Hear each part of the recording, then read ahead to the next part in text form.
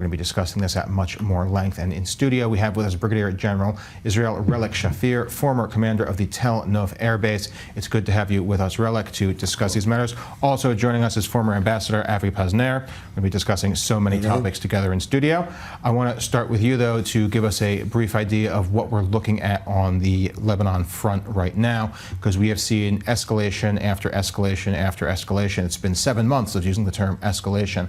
Where's it all going? There's really no escalation. We're using the term, but very few Israeli casualties.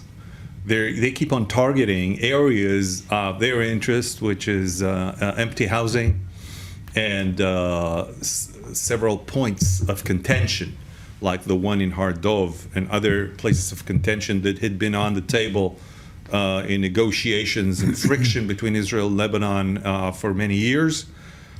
So there's really no change. Israel is striking in the Baalbek area, deep into Hezbollah territory. This is where the Shia are concentrated on the Beirut-Damascus road. It's been hitting their infrastructure, hitting their commanders and their missile launchers along the way. So I wouldn't call it escalation. It's just more of the same.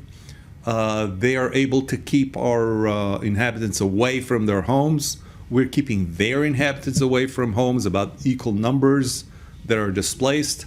And that's a standstill as far as military is concerned.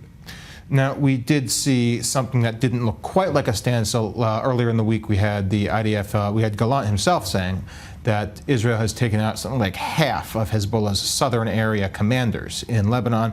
Now, as of just about an hour ago, Hezbollah is trying to claim this is not the case. Do we have a truth that's somewhere in the middle? What do we know about the degradation of their capabilities? We don't know of any degradation. The numbers in total are about 300 Hezbollah fighters or terrorists, whatever you want to call them. This is a very small number.